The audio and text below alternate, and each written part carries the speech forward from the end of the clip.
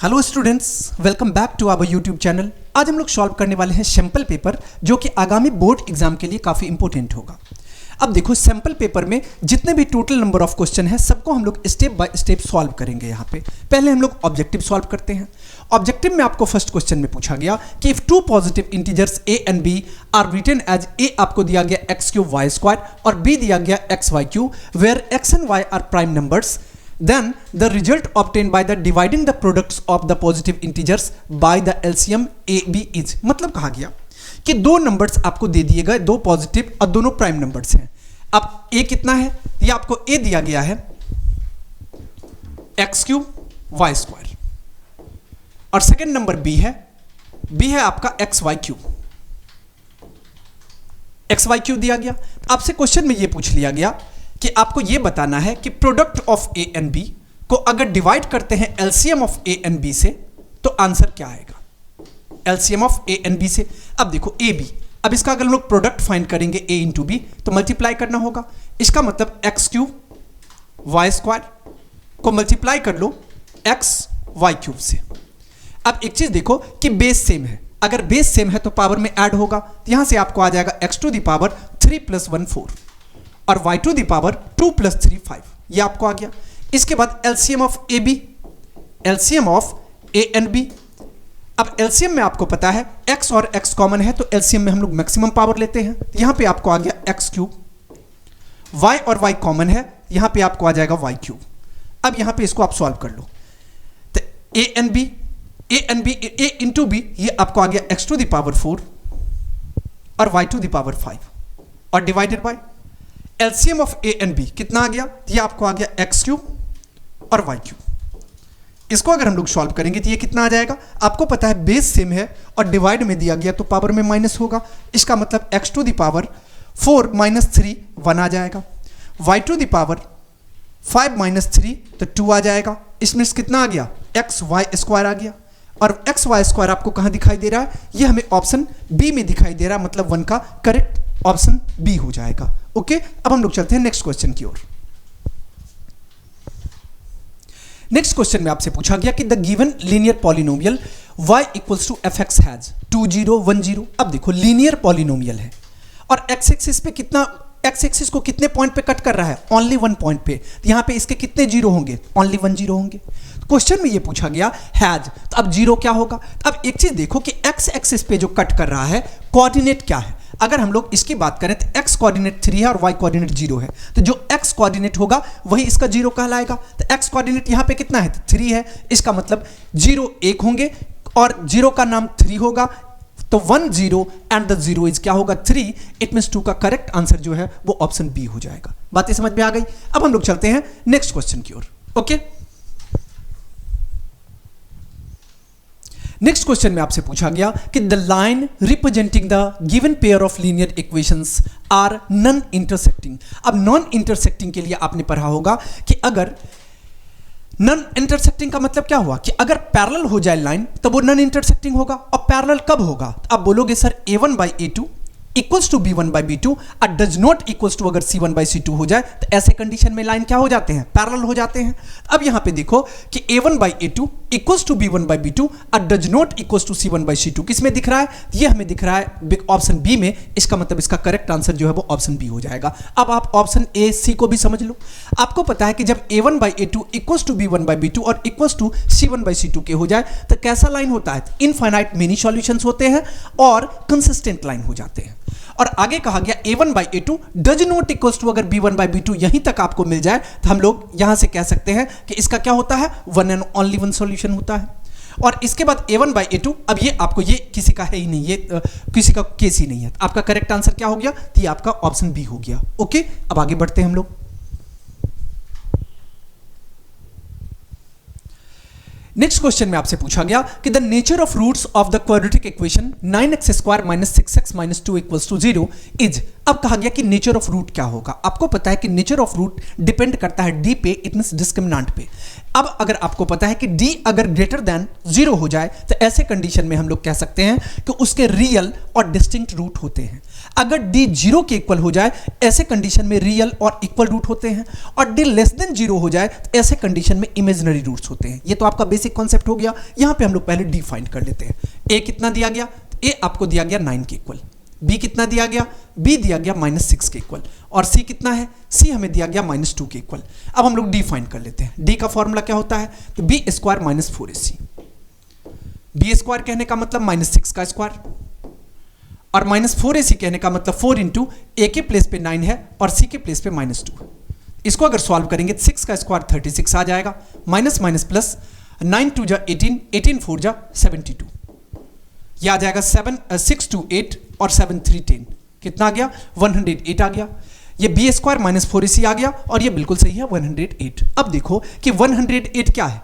ये जो है वो 0 से ग्रेटर हो गया। इसका मतलब d जो है वो ग्रेटर हो गया किससे? 0 से। और हमने आपको बताया कि d अगर ग्रेटर हो जाए 0 से तो ऐसे कंडीशन में क्या होता है? तो आपको पता है कि रियल और डिस्टिंक्ट रूट होता है। तो यहाँ पे 2 रियल एंड डिस्टिंक्ट रूट कहाँ पे आ जाएगा? अब देखो क्वाड्रेटिक इक्वेशन है तो ऑब्वियस है कि 2 होगा जीरोज। इसका मतलब 2 डिस्टिंक्ट रियल रूट्स। ये कहां पे दिया गया? ये हमें दिया गया ऑप्शन सी में। इसका मतलब 4 का करेक्ट आंसर ऑप्शन सी हो जाएगा। बातें समझ में आ गई? अब हम लोग आगे बढ़ते हैं। अगला क्वेश्चन में आपसे पूछा गया कि 2 APs have the same common difference. मतलब कहा गया कि 2 AP है और कॉमन डिफरेंस सेम है। कहा गया कि the first term of the these is -1। मतलब कहा गया कि the first term of one of these, मतलब कहा गया कि एक AP का फर्स्ट टर्म -1 है, and that of other is -8, और अदर AP का फर्स्ट टर्म -8 है। कहा गया कि the difference between the fourth term is, तो फोर्थ टर्म का डिफरेंस क्या होगा? अब देखो सबसे पहले आपको क्या कहा गया कि फर्स्ट टर्म ऑफ AP, मान लेते हैं एक AP है, ये -1 है, -1 से स्टार्ट होता है आगे की ओर बढ़ता है, और कहा गया कि कॉमन डिफरेंस सेम है। और दूसरा AP क्या है? दूसरा AP का बताया गया कि उसका फर्स्ट टर्म -8 है। अब इस AP का और इस AP का कॉमन डिफरेंस सेम है। आपको पता है कि इसका फॉर्मूला क्या होता है? किस टर्म की बात हो रही है? A4 की। अब A4 की फॉर्मूला क्या होता है? आपको पता है AN का formula A plus n minus 1 into D. इसका मतलब A के प्लेस पे आ जाएगा -1 प्लस 4 -1 और इंटू कॉमन डिफरेंस तो D ही है, D रहने दो। यहां से आपको आ जाएगा -1 और प्लस 4 -1 कितना आ जाएगा? 3। तो ये आपको आ जाएगा 3D। अब इसका आपको फर्स्ट टर्म दिया गया है -8। इसका भी अगर आप A4 पता करोगे तो फॉर्मूला क्या होगा? तो A plus n minus 1 into D. इसके प्लेस पे आ जाएगा A, तो आपको -8 दिया गया, तो यहां पे A और plus n minus 1 into D. इसका मतलब 4 -1 इंटू डी, क्योंकि इसका भी D और इसका भी D दोनों का इक्वल कहा गया अकॉर्डिंग टू क्वेश्चन। इसको हम लोग लिख सकते हैं -8 और 4 -1, तो ये आ जाएगा 3, तो ये आ जाएगा 3D। बातें समझ में आ गई? तो ये रहा A4 और यहां भी रहा A4। और क्वेश्चन पे आ जाओ। क्वेश्चन में क्या कहा गया कि the difference between their fourth term. अब इसका डिफरेंस फाइंड कर लो। इसका मतलब -1 और प्लस 3D और -8 और प्लस 3D। अगर इसका डिफरेंस करेंगे तो कितना आ जाएगा? तो -1 प्लस 3D और माइनस प्लस 8 और -3D। अब देखो कि -3D और प्लस 3D कैंसिल हो गया। 8 और -1 कितना मिल गया? 7 मिल गया। 7 कहां पे दिखाई दे रहा है? ये हमें ऑप्शन सी में दिख रहा है। इसका मतलब 5 का करेक्ट आंसर ऑप्शन सी हो जाएगा। बातें समझ में आ गई? अब हम लोग नेक्स्ट क्वेश्चन की ओर बढ़ते हैं। नेक्स्ट क्वेश्चन में आपसे पूछा गया कि what is the ratio in which the line segment joining 2 -3 and 5 6 is divided by x axis. अब एक बात बताओ कि अगर x एक्सिस के द्वारा कोई लाइन अगर डिवाइड होता है तो ऐसे कंडीशन में उस पॉइंट का जो है वो कोऑर्डिनेट क्या हो जाता है? अगर हम पर्टिकुलर पॉइंट के कोऑर्डिनेट की बात करें तो इसका हो जाता है x और इसका y कोऑर्डिनेट कितना होता है? 0। ये कितना आ जाएगा? x0 आएगा। ये तो आपका बेसिक कॉन्सेप्ट रहा। अब आगे बढ़ते हैं। क्या कहा गया कि किस मतलब व्हाट इज द रेशियो। अब किस रेशियो में डिवाइड करता है ये आपको नहीं पता। हम लोग मान लेते हैं what is the ratio in which the line segment joining 2 -3 5 6 is divided by x axis. हम लोग मान लेते हैं let the ratio be k:1 मान लो। हम लोग इसको क्या करते हैं? k:1 मान लेते हैं। सबसे पहले आपको पता है कि अगर हम लोग x कोऑर्डिनेट पता करते हैं तो सेक्शन फॉर्मूला अप्लाई करो। इसका फॉर्मूला क्या होता है? एम एक्स टू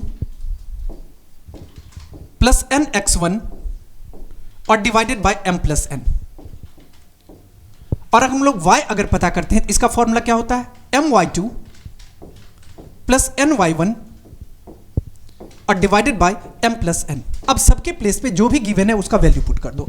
अब देखो कि x हम लोग फाइंड करेंगे तो ये क्या आएगा, यहां तो कुछ नहीं होगा, लेकिन इसका देखो कि अगर हम लोग बात करें तो ये रहा आपका x कोऑर्डिनेट, ये तो x आ गया, और y कोऑर्डिनेट के प्लेस पे कितना है, 0। अब बताओ कि y कोऑर्डिनेट के प्लेस पे हम 0 लिख सकते हैं, और ये 0 किसके इक्वल हो जाएगा। अब देखो k:1 आपने मान रखा है, इसका मतलब ये जो है ये किसके इक्वल हो जाएगा, m के, और इसको हम लोग क्या मानेंगे, यहां पे n मानेंगे। अब वैल्यू पुट करो, ये रहा m के प्लेस पे आपको आ जाएगा कितना, k, और y2 कितना आ जाएगा। अगर हम y1 की बात करें तो ये रहा, और यहां पे समझो ये रहा आपका x1 और ये रहा y1, इसको हम लोग कहेंगे x2 और इसको हम लोग कहेंगे y2। अब वैल्यू पुट करो, k इंटू y2 के प्लेस पे कितना है, 6 है, प्लस n कितना है, 1 है, y1 कितना है, अगर हम y1 की बात करें तो ये हमें -3 दिया गया, डिवाइडेड बाय m प्लस, यहां पे m प्लस n है, ये क्या है, m प्लस n। अब देखो m क्या है, k है, और n क्या है, 1 है। ये बातें समझ में आई आपको, ये 0 किसके इक्वल आ गया। अब इसको आप यहां पे सॉल्व कर लो, इसको अगर हम सॉल्व करेंगे तो ये 0 इक्वल हो जाएगा, k को 6 से मल्टीप्लाई करेंगे 6 के, अब प्लस माइनस 3 को 1 से मल्टीप्लाई करेंगे 3। अब देखो k प्लस 1 डिनोमिनेटर में है, अगर इसको इस तरफ हम लोग शिफ्ट करेंगे तो ये क्या हो जाएगा, 0 से मल्टीप्लाई होकर के ये भी 0 हो जाएगा। इसका मतलब 0 इक्वल हो गया आपको 6 के और -3 के। इसको अगर हम लोग सॉल्व करेंगे तो यहां से क्या आ जाएगा, आपको मिल जाएगा 6 के इक्वल 3 के, या आप k इक्वल्स टू कह सकते हो 3/6। 3 1 जा 3, 3 2 जा 6, इट मींस कितना मिल गया आपको, k 1/2 के इक्वल मिल गया। अब k 1/2 के इक्वल मिल गया, क्वेश्चन में आपसे पूछा गया कि किस रेशियो में डिवाइड करता है, तो यहां पे आपको आ गया 1/2 और 1:1, तो ये इस तरफ चलाएगा, इसका मतलब 1:2 हो जाएगा। तो 1:2 किस में दिया गया, तो ये आपको ऑप्शन ए में दिख रहा है, इसका मतलब 6 का करेक्ट आंसर जो है वो ऑप्शन ए हो जाएगा। बातें समझ में आ गई। अब हम लोग आगे बढ़ते हैं। अगला क्वेश्चन में आपसे पूछा गया कि a point xy is at a distance of 5 units from the origin. अब ओरिजिन से कितने डिस्टेंस पे है, तो 5 यूनिट के डिस्टेंस पे कोई पॉइंट xy है, कोई दिक्कत नहीं है। आगे कहा गया कि how many such points lie in the third quadrant. अब इसमें टोटल कितने पॉइंट आएंगे, आपको पता है कि इस दोनों के बीच इनफाइनाइटली बहुत सारे पॉइंट आ सकते हैं। इसका मतलब इसका करेक्ट आंसर क्या होगा, ये आ जाएगा ऑप्शन डी।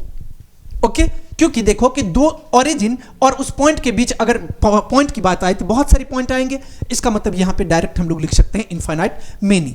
अब आगे बढ़ते हैं। अगला क्वेश्चन में आपसे पूछा गया in triangle ABC DE parallel BC के है, डीई पैरेलल एबी के है। If AB equals to A, यहां से AB आपको कितना दिया गया, ए के इक्वल। इसके बाद DE equals to x, D दिया गया एक्स के इक्वल। इसके बाद BE इक्वल्स टू BE, ये इक्वल्स टू दिया गया 6, नो प्रॉब्लम। और EC equals to C, EC equals to कितना दिया गया, C दिया गया। क्वेश्चन कहा गया कि then x expressed in the term of A, B and C। आपको x को A, B, C के टर्म में एक्सप्रेस करना है। अब एक बताओ, यहां पे BPT अप्लाई कर सकते हो। अगर BPT हम लोग अप्लाई करेंगे तो इसको क्या कह सकते हैं, CD और by AC equals to CE by BC और equals to DE by AB। अब यहां पे आप चेक कर लो, आपको जरूरत किन सब चीजों की है वो ले लो आप। हमें जरूरत है किसकी, तो यहां पे CD से कोई मतलब नहीं है, और CD और AC, ये रहा आपका CD और AC, इस टर्म से हमको कोई लेना देना नहीं है, हम लोग इसको ले लेते हैं। इसको आप ऐसे कह सकते हो CE और बाय BC, और ये इक्वल हो जाएगा DE बाय AB के। यहां से अगर इसको हम सॉल्व करेंगे, C के प्लेस पे कितना है, CE आपको C के इक्वल दिया गया स्मॉल c। BC कितना है, तो BC आपको आ जाएगा, देखो BC कब बना, तो BE अब प्लस EC, इसका मतलब 6 प्लस C, और ये इक्वल D कितना है, x के इक्वल है। और AB कितना है, AB A के इक्वल है, ये कितना है, ए बी के इक्वल, ए के इक्वल है। इसको अगर आप यहाँ पे चाहो तो क्रॉस मल्टीप्लाई कर सकते हो। क्रॉस मल्टीप्लाई करेंगे तो ए को सी से मल्टीप्लाई करने पे ए सी, और ये इक्वल हो जाएगा, हमें x का वैल्यू चाहिए तो x इक्वल्स टू कितना आ जाएगा, x को आप इधर ही रहने दो, a को c से मल्टीप्लाई करने पे ac, और डिनोमिनेटर में है 6 प्लस c, ये क्या है 6 प्लस c। तो यहां पे देखो कि ये कितना आ जाएगा, तो ये आपको दिया गया है। अब एक चीज कहीं ना कहीं मिस्टेक है, 6 तो कहां दिया गया, अब देखो BE जो है वो यहाँ पे B दे रखा है हमको, इसको 6 क्यों, यहाँ पे B दिखाई, B के बदले हमने 6 देख लिया, यहाँ पे क्या है B, BE के बदले क्या है तो B है। अब यहाँ पे जहाँ भी आपको B आपने दिखा, जहाँ भी 6 लिखा है उसको आप B कर लो बस, और कोई चेंजेस नहीं करना है। ये B आ गया, ये भी B आ गया। अब इसको हम लोग यहाँ से लिख सकते हैं, क्रॉस मल्टीप्लाई करो, ये आपको A से C के से मल्टीप्लाई करने पे AC, और डिवाइडेड बाय कितना आ जाएगा, ये आपको आ जाएगा B प्लस C, और ये किसके इक्वल आ जाएगा, x के। तो आपको क्वेश्चन में क्या कहा गया कि x को एक्सप्रेस करना है ABC के टर्म में, तो x equals to AC by B plus C। तो AC by B plus C कहाँ पे दिखाई दे रहा है, ऑप्शन बी में, इसका मतलब 8 का करेक्ट आंसर ऑप्शन बी हो जाएगा। बातें समझ में आ गई। अब हम लोग चलते हैं नेक्स्ट क्वेश्चन की ओर। नेक्स्ट क्वेश्चन में आपसे पूछा गया, if O is the centre of a circle and chord PQ makes an angle 50 degree. मतलब कहा गया कि O जो है वो सेंटर है, और PQ कोड जो है वो PQ makes the angle 50 degree with the tangent. अब टेंजेंट क्या है, टेंजेंट ये है, और ये कितना का एंगल फॉर्मेशन कर रहा है, तो यहां पे कहा गया कि ये जो एंगल है ये 50 डिग्री का है, ये 50 डिग्री का रहा, कोई दिक्कत नहीं है। आगे कहा गया कि with the tangent PR at the point of contact P, मतलब P पे कहा गया कि then the angle subtended by the कोड एट द सेंटर इज, इसका मतलब ये एंगल आपसे पूछ लिया गया कि कितना का होगा, कैसे फाइंड करोगे। अब सबसे पहले आपको बेसिक कॉन्सेप्ट ये पता है कि टेंजेंट और रेडियस का क्या रिलेशन होता है, 90 डिग्री का रिलेशन होता है। इसका मतलब आप यहां से कह सकते हो कि ये angle RPQ plus angle OPQ, और ये कितना आ जाएगा 90 डिग्री आ जाएगा। क्यों, क्योंकि आपको पता है कि ये टेंजेंट जो है वो रेडियस पे परपेंडिकुलर होता है, इट मींस 90 डिग्री। अब इसको अगर आप सॉल्व करोगे तो यहां पे P आपको दिया गया कितना 50 डिग्री का, ये 50 है प्लस एंगल OPQ, और ये इक्वल हो जाएगा 90 डिग्री के।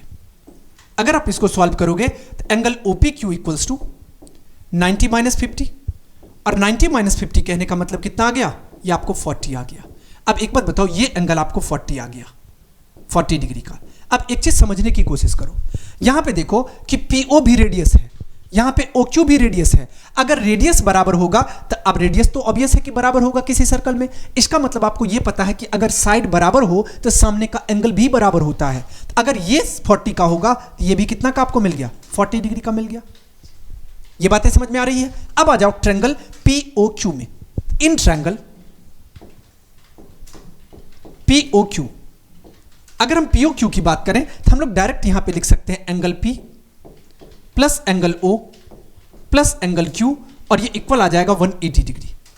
अब देखो जहां पे दो एंगल फॉर्म्ड हो रहे हैं वहां पे डायरेक्ट P लिखना गलत बात है, लेकिन अभी हम लोग ऑब्जेक्टिव सॉल्व कर रहे हैं तो हम लोग डायरेक्ट ले लेते हैं एंगल P, कोई प्रॉब्लम नहीं है। अब यहां पे देखो एंगल P कितना का है, एंगल P 40 डिग्री का है, प्लस एंगल O कितना का है, O तो आपको नहीं पता है, और O को ही यहां पे नाम दिया गया है सेंटर। यहां पे क्वेश्चन में आपसे पूछा गया O is the centre of circle, PQ makes the angle of 50 degree, PR is the point contact, then the angle subtended by the chord at the center, यही O है। और प्लस Q कितना है, Q भी 40 degree का है, और ये इक्वल आ गया 180 डिग्री के। ये कहां से आया था, एंगल सम प्रॉपर्टी से, एंगल सम प्रॉपर्टी। यहां से हम लोग इसको सॉल्व कर सकते हैं, 40 और 40 आ जाएगा 80, और 80 प्लस एंगल O, और इक्वल आ गया 180 के। यहां से अगर O फाइंड करेंगे तो O इक्वल्स टू कितना आ गया, तो 180 minus 80, it means 100 degree. 100 degree का आ गया। 100 कहां पे दिखाई दे रहा था, ये हमें ऑप्शन बी में, इसका मतलब 9 का करेक्ट आंसर जो है वो ऑप्शन बी हो जाएगा। बातें समझ में आ रही है। अब हम लोग चलते हैं नेक्स्ट क्वेश्चन की ओर। नेक्स्ट क्वेश्चन में आपसे पूछा गया, एक quadrilateral PQRS is drawn to a circumscribed circle if PQ equals to 12 cm, QR equals to 15 cm and RS equals to 14 cm, तो find the length of SP is। अब यहां पे समझो कि क्या कहा गया कि PQRS जो है वो क्वाड्रिलेटरल है, कोई बात नहीं भैया, हम लोग एक PQ RS एक क्वाड्रिलेटरल बना लेते हैं। सपोज करते हैं कि ये P रहा, Q रहा, R रहा और S रहा, एक क्वाड्रिलेटरल है। Drawn to a circumscribe a circle, इसका मतलब इस तरह का एक सर्कल फॉर्म्ड हो रहा होगा। सपोज करो कि ये आपका सर्कल है, ओके, ये सर्कल रहा।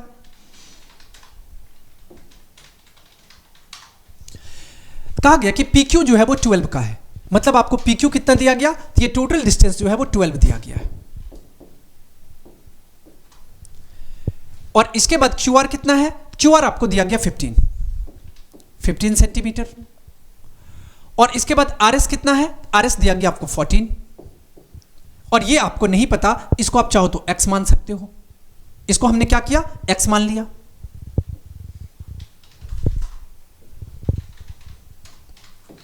तो ये रहा आपका X। अब एक बात आपको ये पता होगा प्रॉपर्टी ऑफ टेंजेंट से, क्या, तो आपको PQ प्लस RS इक्वल हो जाएगा किसके, QR और प्लस PS के। हम लोग यहां से कह सकते हैं PQ और प्लस RS ये इक्वल हो जाएगा PS और प्लस QR से। अब यहां पे देखो कि क्या सब जो सब गिवन है आपके पास, PQ कितना है 12 है, RS कितना है 14 है, इसके बाद PS कितना है, तो ये X है, और QR आपको दिया गया 15। अगर इसको हम लोग सॉल्व करेंगे 4 और 2 6 आ जाएगा, अब 1 1 2 आ जाएगा, इक्वल्स टू X अब प्लस 15 आ जाएगा। इसको अगर आप सॉल्व करोगे तो यहां से आप कह सकते हो 26 माइनस 15 और ये इक्वल आ जाएगा X के। माइनस करो 6 माइनस 5 1, 2 माइनस 1 1 और ये X के इक्वल आ गया। यहां से X कितना मिल गया आपको, X मिल गया आपको 11 सेंटीमीटर दिया गया है, तो 11 सेंटीमीटर के इक्वल कहां पे दिखाई दे रहा है, ये आपको ऑप्शन डी में दिखाई दे रहा है। इसका मतलब इसका करेक्ट आंसर जो है वो ऑप्शन डी हो जाएगा। बातें समझ में आ गई। अब हम लोग चलते हैं नेक्स्ट क्वेश्चन की ओर। नेक्स्ट क्वेश्चन में आपसे पूछा गया कि given that sin theta equals to a by B, तो cos थीटा क्या होगा। आपको sin थीटा दे रखा है और cos थीटा पूछा गया। आपको पता है कि ट्रिगोनोमेट्रिकल रेशियो किस में एप्लीकेबल होता है, राइट एंगल ट्रायंगल में। हम लोग सपोज करते हैं कि ये a रहा, ये b रहा और ये c रहा, ये राइट एंगल ट्रायंगल है। अब आपको दिया गया कि sin थीटा, अब एक आपने पढ़ा होगा sin थीटा का फॉर्मूला क्या होता है, p बाई h, इसका मतलब परपेंडिकुलर बाय हाइपोटेनस। हमको यहां पे दे रखा है sin थीटा, और sin theta equals to a by B, और इसका फॉर्मूला क्या होता है sin थीटा का, p बाई बी, तो परपेंडिकुलर यहां पे क्या है, a b है। सॉरी, sin थीटा का फॉर्मूला p बाई h होता है, ना कि p बाई बी। टेन का फॉर्मूला p बाई बी होता है। यहां पे sin थीटा कितना आ गया, यहां पे परपेंडिकुलर a b है और h के प्लेस पे, इट मींस हाइपोटेनस के प्लेस पे क्या है, ac है। ये पता चल गया, ये आपको पता चल गया a के इक्वल है और ये पता चल गया कि b के इक्वल है। और आपको पूछा क्या गया, cos पूछा गया। कैसे पता करोगे, हम लोग कह सकते हैं इन राइट ट्रायंगल ABC, हम लोग ABC में आ सकते हैं और यहां पे हम लोग पाइथागोरस थ्योरम यूज कर सकते हैं। Pythagoras theorem it means h square equals to p square plus b square. यहां पे हाइपोटेनस के प्लेस पे AC है, तो AC का स्क्वायर ये इक्वल हो जाएगा AB स्क्वायर और प्लस BC स्क्वायर के, BC स्क्वायर। अब यहां पे गौर से देखो कि AC के प्लेस पे क्या दिया गया, B, तो B स्क्वायर। AB कितना है, A, तो A स्क्वायर और प्लस BC आपको नहीं पता, BC को BC ही रहने दो, ये रहा BC स्क्वायर। इसको हम लोग कह सकते हैं, ये आपको आ जाएगा B स्क्वायर और माइनस A स्क्वायर और इक्वल्स टू आ जाएगा BC स्क्वायर। या देखो यहां से अगर हम लोग स्क्वायर को रिमूव करेंगे तो ये इस तरफ क्या आ जाएगा, रूट आ जाएगा। अगर BC यहां से हमने स्क्वायर हटाया तो ये कितना आ गया, root under B square minus A square. यहां से आपको BC इक्वल्स टू मिल गया root under B square minus A square.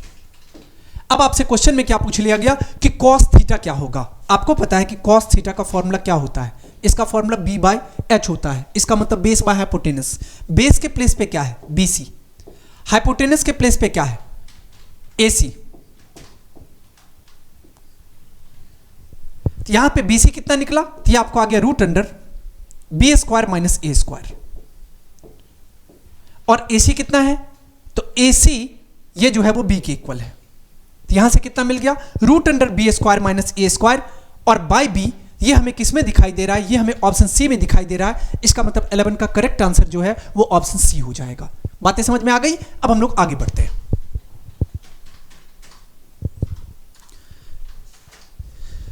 अगला क्वेश्चन में आपसे पूछा गया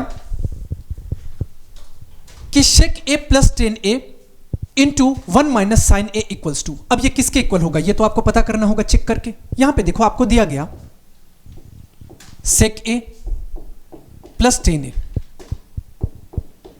इंटू 1 माइनस साइन ए। अब इसको समझो, आपको यह पता है कि कॉस का रेसिप्रोकल, कॉस का इनवर्स क्या होता है, शेक होता है। इसको आप कह सकते हो 1 बाय कॉस ए, और 10 को आप क्या लिख सकते हो, sine by cos, it mean sine A by cos A, और इंटू आपको आ गया 1 माइनस साइन ए। अब यहां से आप चाहो तो कॉस ए एलसीएम ले सकते हो। कॉस ए अगर हम लोग एलसीएम लेंगे, कॉस से कॉस कैंसिल 1 प्लस कॉस से कॉस कैंसिल साइन ए। क्या सब आपको दिया गया, सेक ए अब plus 10a, no problem. Sec A plus 10a और 1 माइनस साइन ए दिया गया। सेक ए को हम लोग 1 बाय कॉस ए लिख सकते हैं, और 10 को साइन बाय कॉस लिख सकते हैं। 1 माइनस साइन ए आ गया, और यहां से कॉस ए एलसीएम लिए, ये आपको आ गया 1 plus sine A by cos A, और यहां से कितना आ गया, इंटू 1 माइनस साइन ए। अब एक बात बताओ, ये मल्टीप्लाई में है, इसको हम लोग ऐसे लिख सकते हैं 1 प्लस साइन ए इंटू 1 माइनस साइन ए और डिवाइडेड बाय कॉस ए। अब आपने फॉर्मूला लर्न कर रखा होगा, क्या होता है फॉर्मूला, ए प्लस बी इंटू ए माइनस बी, ए स्क्वायर माइनस बी स्क्वायर। यहां से आपको आ जाएगा एक ए स्क्वायर और माइनस कितना आ जाएगा, साइन स्क्वायर ए, और डिवाइडेड बाय कॉस ए।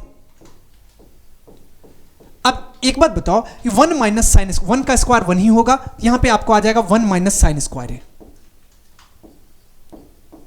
और डिवाइडेड बाय कॉस ए। अब देखो 1 माइनस साइन स्क्वायर ए, इसका मतलब क्या होता है फॉर्मूला, कॉस स्क्वायर ए और डिवाइडेड बाय कॉस ए। अब देखो कॉस ए से कॉस ए कैंसिल हो गया, यहां से आपको कितना मिल गया, कॉस ए मिल गया। कॉस ए कहां दिखाई दे रहा है, ये हमें ऑप्शन डी में दिखाई दे रहा है। इसका मतलब 12 का करेक्ट आंसर जो है वो ऑप्शन डी हो जाएगा। ओके, अब हम लोग नेक्स्ट क्वेश्चन की ओर बढ़ सकते हैं। यहां तक हम उम्मीद करते हैं कि आप लोगों को सारी बातें समझ में आ रही होगी। ओके, अब अगला क्वेश्चन में आपसे पूछा गया कि if a pole 6 metre high cast a shadow 2√3 metre long. मतलब कहा गया, पहले क्वेश्चन को यहां पे फिगर के थ्रू समझो, ये हाइट एंड डिस्टेंस का क्वेश्चन है। आपको यह कहा गया कि एक पोल जिसका हाइट कितना है, 6 मीटर है। हम लोग सपोज करते हैं कि ए बी पोल रहा। अब इसके द्वारा शैडो कितना लंबा फॉर्म्ड हो रहा है, तो बोलोगे सर 2√3 मीटर का, 2√3 मीटर का ये इसका शैडो रहा। अब इसको आप ज्वाइन कर दो। अब कहा गया कि ग्राउंड, तो कहा गया कि द सन्स एलिवेशन इज, इसका मतलब ये आपसे थीटा पूछ लिया गया, मतलब एंगल पूछा गया। सपोज करते हैं कि यहां पे सन होगा, यहां पे थीटा आपसे पूछा गया, कैसे फाइंड करेंगे। अब इसको सॉल्व करते हैं। अब सबसे पहले यहां पे इसको ए माना, बी माना, इसको आप सी मान सकते हो। हम लोग टेन थीटा अप्लाई करेंगे, क्योंकि टेन थीटा में किस दोनों के बीच रिलेशन होता है, तो परपेंडिकुलर और बेस के बीच रिलेशन होता है। दोनों डेटा हमको दे दिया गया, तो इसका फॉर्मूला हो जाएगा ए बी और by B C. A B by कितना आ जाएगा, बी सी। अब गौर से देखो कि ए बी के प्लेस पे आपको वैल्यू दिया गया है 6 और बी सी के प्लेस पे आपको वैल्यू दिया गया 2√3, और ये इक्वल हो जाएगा टेन थीटा के। सॉल्व अगर करेंगे 2 1 जा 2, 3 2 जा 6, यहां से आपको मिल गया टेन थीटा इक्वल्स टू 3/√3। अब इसको आप √3 से न्यूमरेटर को भी और √3 से डिनोमिनेटर को भी मल्टीप्लाई कर लो। इट मींस ये कितना आ जाएगा, 3√3 और डिवाइडेड बाय √3 को √3 से मल्टीप्लाई करेंगे 3 आ जाएगा। यहां से आपको 3 और 3 को कैंसिल कर लो, तो फाइनली आपको मिल गया टेन थीटा इक्वल्स टू √3। अब हमें यह बताओ कि टेन थीटा का कितना डिग्री का वैल्यू √3 के इक्वल होता है। अब बोलोगे सर 1060 का वैल्यू √3 के इक्वल होता है, इसका मतलब 1060 डिग्री आ जाएगा। अब देखो आप 10 से 10 को कैंसिल कर लो, तो यहां से आपको थीटा कितना मिल गया, तो थीटा आपको मिल गया 60 डिग्री का। और क्वेश्चन में आपसे क्या पूछा गया कि सन्स एलिवेशन इज, तो ये आपको आ गया 60 डिग्री। 60 डिग्री कहां पे है, ये हमें ऑप्शन ए में दिख रहा है। इसका मतलब 13 का करेक्ट आंसर ऑप्शन ए हो जाएगा। बातें समझ में आ गई। अब हम लोग चलते हैं नेक्स्ट क्वेश्चन की ओर। नेक्स्ट क्वेश्चन में आपसे पूछा गया कि if the perimeter and the area of circle are numerically equal, मतलब कहा गया कि किसी सर्कल का एरिया और perimeter and the area of circle, मतलब सर्कल का ही पेरीमीटर और एरिया दोनों इक्वल है। लेकिन आपको याद रखना है कि जब भी कभी सर्कल के पेरीमीटर की बात हो रही है, इसका मतलब आपसे सरकमफ्रेंस को ही, मतलब सर्कल में हम लोग सरकमफ्रेंस को ही पेरीमीटर कहते हैं। बेसिक कॉन्सेप्ट रहा ये। अब वो दोनों न्यूमेरिकली इक्वल है, कहा गया कि then the radius of the circle is, तो सर्कल का रेडियस क्या होगा? हम लोग सपोज करते हैं कि सर्कल का रेडियस r होगा। अब आपको यह पता है पेरीमीटर ऑफ सर्कल, इसका फॉर्मूला क्या होता है? 2 पाई r होता है। और area of circle, area of circle इसका फॉर्मूला होता है पाई r स्क्वायर। अब क्वेश्चन में कहा गया कि दोनों न्यूमेरिकली इक्वल है, तो दोनों को इक्वल कर लो।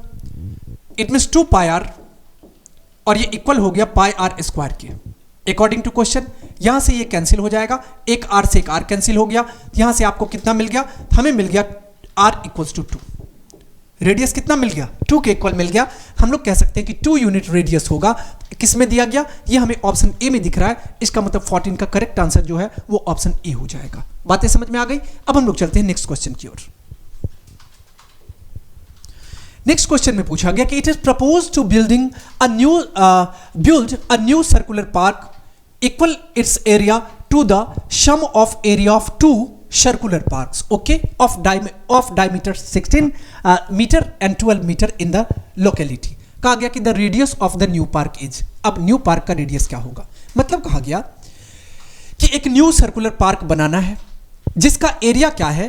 तो 2 सर्कुलर पार्क के एरिया का कहा गया कि यहां पे एक बार फिर से रीड कर लेते हैं क्वेश्चन को। कहा गया कि if it is propose to build a new circular park equal to in area the sum of the area of 2 circular park, मतलब जिस नया पार्क का जो एरिया है वो 2 जो पार्क आपको दिया गया उसके एरिया का सम है।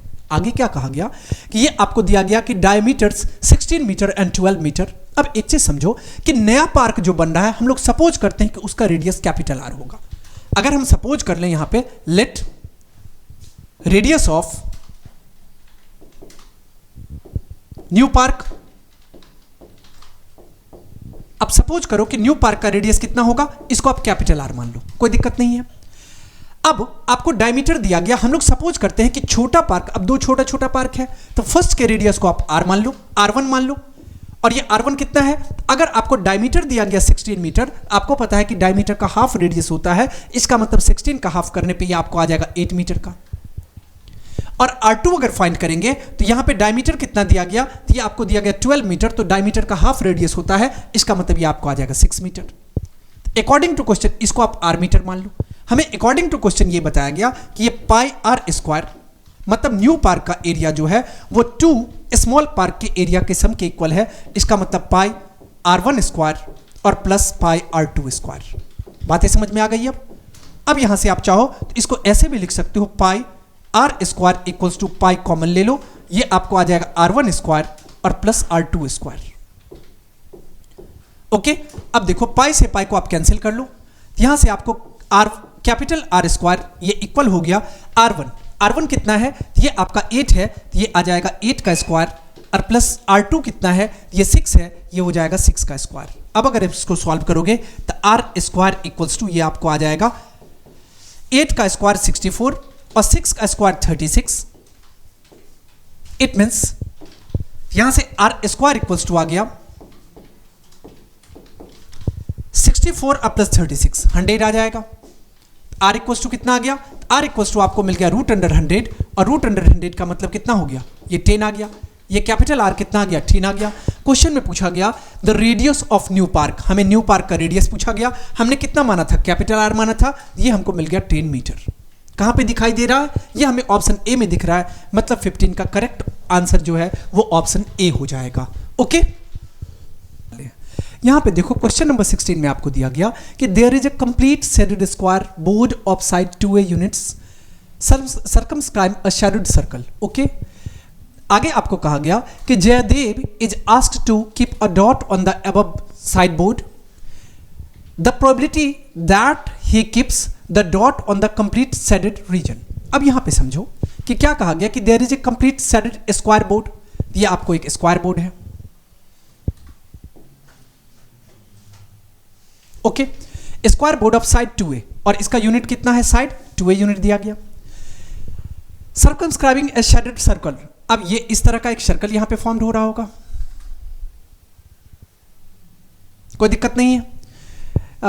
यहां पे सर्कल ज्यादा भी asked to keep a dot on the above shaded board, correct the probability that the keep dot on the complete shaded region। अब complete shaded region ये आपका shaded region रहा।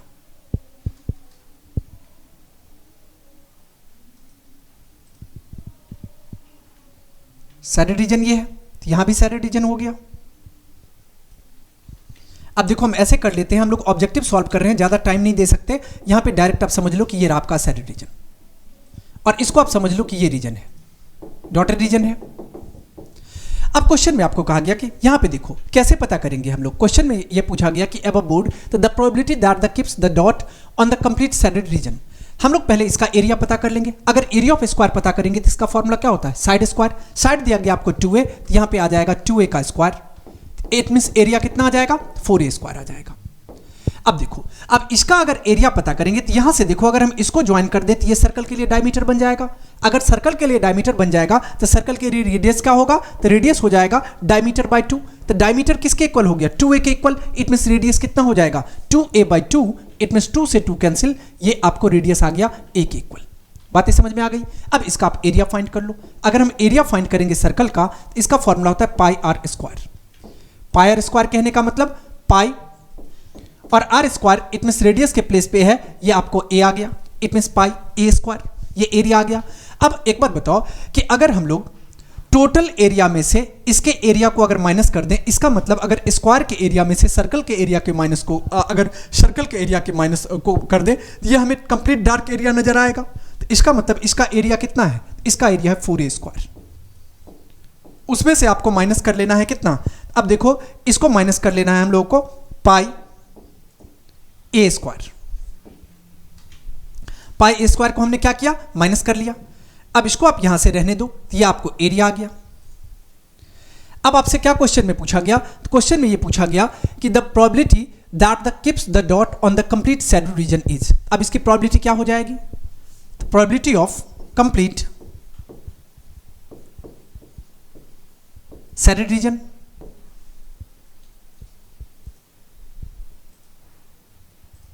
रीजन इक्वल्स टू, ये कितना आ गया, ये आपको आ गया 4a square minus pi a square और डिवाइडेड बाय टोटल एरिया कितना है, तो total area it means area of square. क्योंकि आपको यह पता है कि प्रोबेबिलिटी का फॉर्मूला क्या होता है, number of favourable outcomes by total number of possible outcomes. तो फेवरेबल आउटकम्स आपका ये रहा और पॉसिबल आउटकम्स टोटल कितना रहा, ये रहा आपका 4a square. It means area of square 4a square. तो यहां से आप a स्क्वायर को कॉमन ले सकते हो। a स्क्वायर को अगर हम कॉमन लेंगे तो ये आपको आ जाएगा 4 माइनस पाई और डिवाइडेड बाय 4a स्क्वायर। अब a स्क्वायर से आप a स्क्वायर को कैंसिल कर लो, तो यहां से आपको कितना मिल गया, 4 माइनस पाई और बाय a, 4 माइनस पाई अब बाय 4 माइनस पाई बाय 4 ये कहां दिखाई दे रहा है, ये आपको ऑप्शन बी में दिख रहा है। इसका मतलब हम लोग कह सकते हैं कि 16 का करेक्ट आंसर जो है वो ऑप्शन बी हो जाएगा। बातें समझ में आ गई। अब हम लोग चलते हैं नेक्स्ट क्वेश्चन की ओर। नेक्स्ट क्वेश्चन में आपसे पूछा गया कि 2 card of hearts and 4 cards of spades are missing from a pack of 52 cards. A pack of 52 cards, a card is drawn at random from the remaining pack. What is the probability of the getting a black card? अब आपको ये पता है कि total card कितने होते हैं, 52 होते हैं। अगर 52 होते हैं तो इसमें ब्लैक कार्ड कितने होते हैं, तो ब्लैक कार्ड होते हैं 26, ये 26 होते हैं। और रेड कार्ड कितने होते हैं, रेड कार्ड भी 26 होते हैं, 26 होते हैं। क्वेश्चन में आपको क्या कहा गया कि missing 4 card 2 cards of hearts. अगर हर्ट्स किस कैटेगरी में आते हैं, रेड कैटेगरी में, इसका मतलब इसमें से 2 कार्ड मिसिंग हो गए। टोटल कितना बचा, 24 बचा। अब कहा गया कि 4 कार्ड्स ऑफ स्पेड्स, स्पेड्स किस में आते हैं, ब्लैक कैटेगरी में, इसका मतलब 4 कार्ड इसमें से माइनस कर लो, कितना आ जाएगा 6 माइनस 4 2 और ये आपको आ गया 2। Are missing from the pack of 52 cards, a card is drawn at random. अब देखो टोटल आपके पास कितने रिमेनिंग कार्ड रहे, the total number of possible outcomes.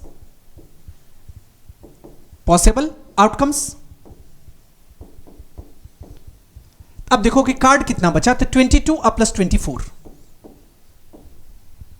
22 अब प्लस 24, ये आपको आ गया 4 to 6 और 2 to 4। अब आपसे क्वेश्चन में पूछा गया कि a card is drawn at random from the remaining pack, what is the probability of the getting a black card. अब आपसे पूछा गया कि इसमें ब्लैक कार्ड की क्या प्रोबेबिलिटी है। अब देखो ब्लैक कार्ड टोटल बच कितना गया, तो 22, the number of favourable outcomes कितने हो गए, 22, number of favourable outcomes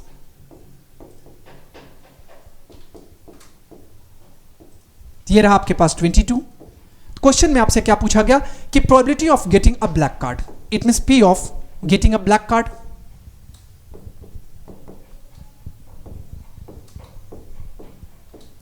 black card, इसके बारे में आपको पता है कि number of favourable outcomes by total number of possible outcomes, favourable outcomes 22 रहा, टोटल पॉसिबल आउटकम्स 46 रहा, तो 22 बाय 46 कहां पे दिया गया, ये आपको ऑप्शन बी में दिख रहा है। इसका मतलब 17 का करेक्ट आंसर ऑप्शन बी हो जाएगा।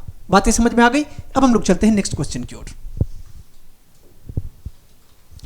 नेक्स्ट क्वेश्चन में आपसे पूछा गया कि the upper limit of the model class of the given distribution is. अब इसको डायरेक्ट हम लोग यहां पे फाइंड कर लेते हैं। अब बताओ, ये आपको दिया गया बिलो 140, इसको हम लोग क्या लिख सकते हैं, इसको हम लोग लिख सकते हैं 135 to 140।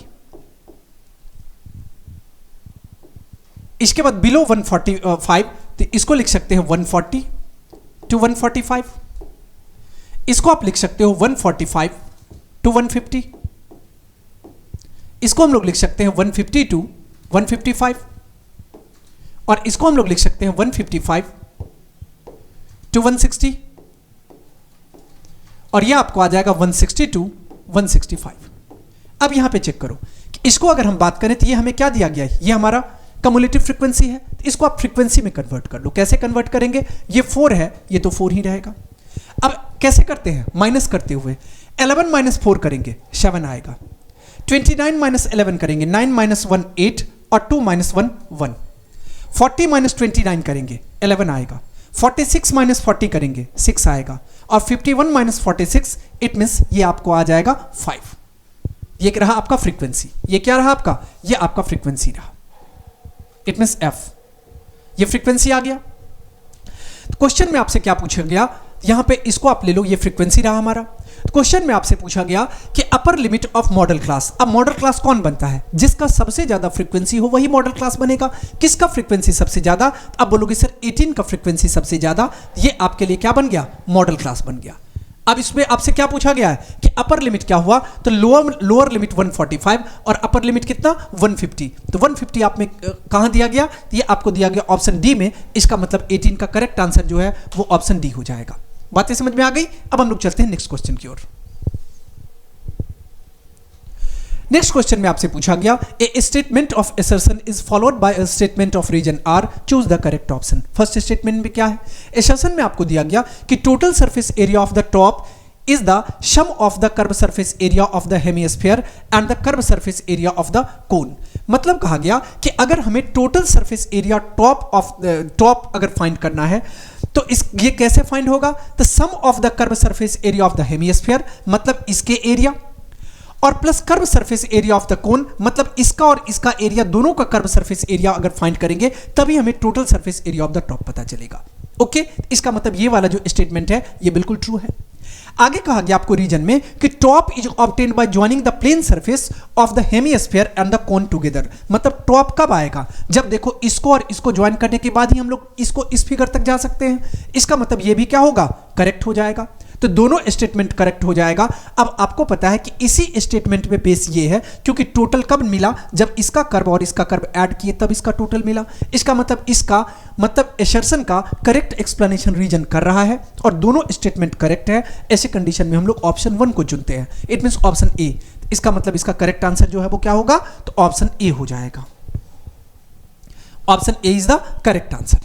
अब हम लोग चलते हैं नेक्स्ट क्वेश्चन की ओर। नेक्स्ट क्वेश्चन में आपसे पूछा गया a statement of assertion A is followed by a statement reason R, choose the correct option. A में कहा गया कि -5 -1/5 0 5/2 इज एन अरिथमेटिक प्रोग्रेशन। अब अरिथमेटिक प्रोग्रेशन में है, ये कैसे पता चलेगा? ये तो आपको डी को चेक करके पता चलेगा। अगर डी इक्वल हो जाए हम लोग कह सकते हैं अरिथमेटिक प्रोग्रेशन होगा, नहीं हुआ तो नहीं होगा। अब कॉमन डिफरेंस पता करो। कॉमन डिफरेंस की अगर बात करेंगे तो -5/2 और माइनस हो जाएगा -5। इसको अगर हम सॉल्व करेंगे तो -5/2 और माइनस +5, ये 5/1। 2 एलसीएम ले लो, यहां से कितना आ जाएगा? तो ये आपको आ जाएगा -5 और प्लस 5 2 जा 10, यहां से आपको आ जाएगा 5/2। अब इस दोनों का डिफरेंस पता कर लो। इसका मतलब 0 और माइनस 5/2, ये कितना आ जाएगा? ये भी 5/2, अभी तक बिल्कुल मैच कर रहा है। अब इसका डिफरेंस आप पता कर लो। अगर इसको हम लोग फाइंड करेंगे तो ये 2/5 और -0, ये 5/2, 5/2 और -0, ये कितना आ जाएगा? 5/2 आ जाएगा। अब देखो कि अगर हम लोग ऐसे चेक करते हैं तो हमें ये पता है कि सब जगह कॉमन डिफरेंस इक्वल आ रहा है। इसका मतलब ये क्या होगा? इक्वल हो जाएगा, मतलब ये अरिथमेटिक प्रोग्रेशन में होगा। तो फर्स्ट वाला स्टेटमेंट क्या है? सही हो गया, मतलब करेक्ट है। अब सेकंड स्टेटमेंट में आओ। क्या कहा गया कि the term of an arithmetic progression can not have both positive and negative relation rational number. मतलब कहा गया कि अरिथमेटिक प्रोग्रेशन में दोनों टर्म कभी भी पॉजिटिव और नेगेटिव रेशनल नंबर नहीं हो सकते। क्यों नहीं हो सकते भाई? बिल्कुल होते हैं, सब आपको दिखाई दे रहे हैं। इसका मतलब हम लोग कह सकते हैं कि ये वाला जो होगा वो क्या होगा? गलत हो जाएगा, इट मींस रॉन्ग। तो फर्स्ट करेक्ट हो गया, सेकंड रॉन्ग हो गया। ऐसे कंडीशन में हम लोग किसको चुनते हैं? ऑप्शन सी को चुनते हैं। It means assertion is true and reason is false. Correct answer हो जाएगा ऑप्शन सी। बातें समझ में आ गई? अब हम लोग चलते हैं नेक्स्ट क्वेश्चन की ओर।